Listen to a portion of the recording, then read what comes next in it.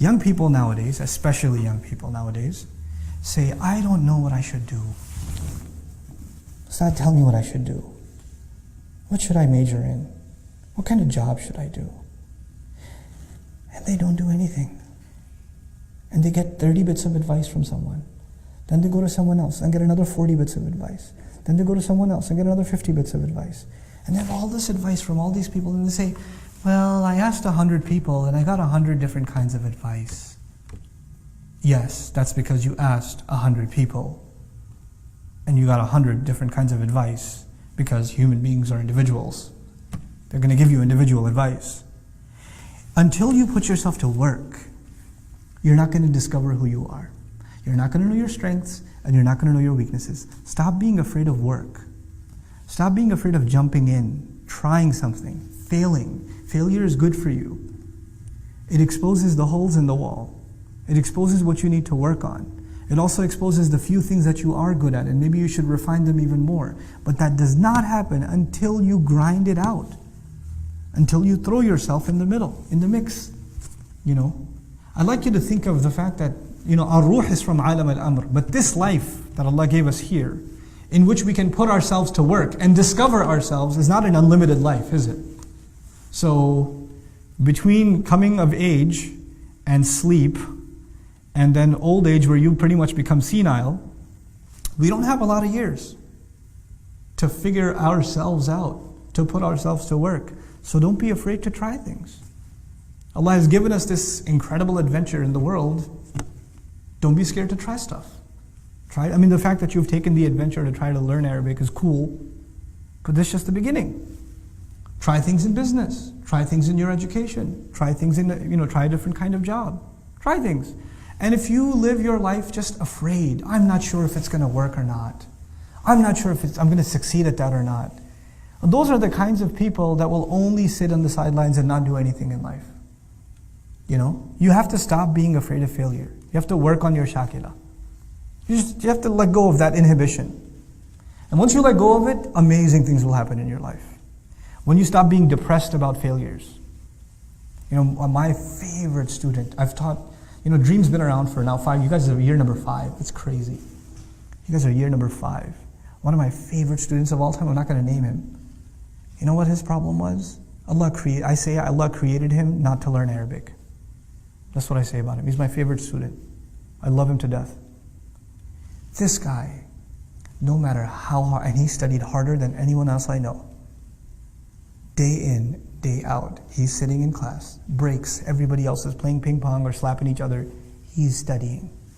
People are taking lunch breaks. He's studying. He's buried in the notes. He's buried in review. He's always asking questions, studying. He's got piles and piles of notebooks that are filled up with his notes, and get another one, and another one, and another one. His hand's starting to hurt. No, I'm not going to use a laptop because that's for lazy people. I'm going to study. And he's one of my close friends. He and I used to hang out a lot before. I was like, hey, why don't you come learn some Arabic? He goes, yeah, I'll do it. And he jumps in. And then now during the year, I call him, hey, you want to go hang out, get some pizza or something? No, bro, I got to study. I'm his teacher during the day. And at night I'm telling him, hey, you want to go hang out? No, bro, I got to study. Thanks a lot. Click. And he, on so many exams, failed miserably. But I don't feel bad for him at all. That is effort worth doing. And there are people who did not apply themselves and got easy hundreds. And first of all, I don't even think it was worth their time, the education they received. And I don't respect what they did. I respect what he did. I'm going to try something and I'm going to give it my best. I'm not going to run at the first sign of failure. I'm not just going to walk away and just do something else. Where there's this idea that even the line of work you're going to do, the career, the pursuits you're going to make, the efforts you're going to make, so long as you find them enjoyable, you should do it. The moment you have a boring day or two, you should be like, I need to do something else. I'm going to move on to something else. Really? This is not Jannah. You have good days and bad days. This life is like that. When favors are being showered, everything's happy. I'm perfect. This is the way I need to be. And the moment things don't go your way, kana ya'usa. Become super depressed. I don't know if this is the thing for me. I don't know if I should even be doing this. It happens to students. They fail one test. Or no, not fail, sorry, got a 95, astaghfirullah al-azim. How will you show your face to your parents? Who will marry you now that you have a 95? You know? I don't know if I should drop out now because it's not even worth it anymore. Are you serious?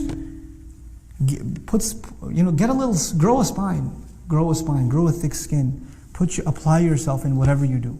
And this is not just about your studies at the program, at Dream. This is beyond that. In life, have that attitude.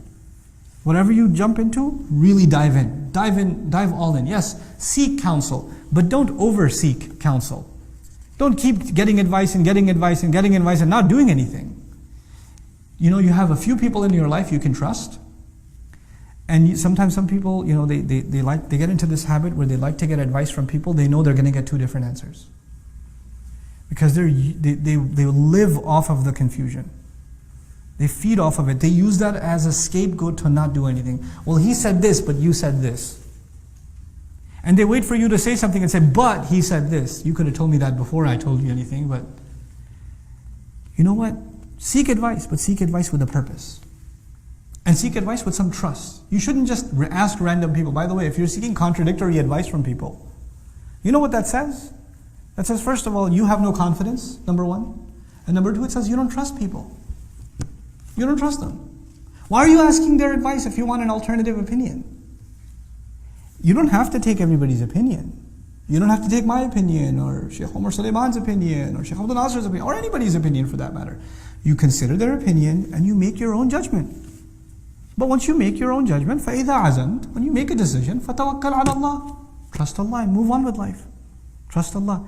This is how you get to discover yourself. And that's actually a very important lesson in life that Muslims, all of you, have to internalize, and inshallah ta'ala, great things will come for you in life and for the benefit of others in your life if you internalize.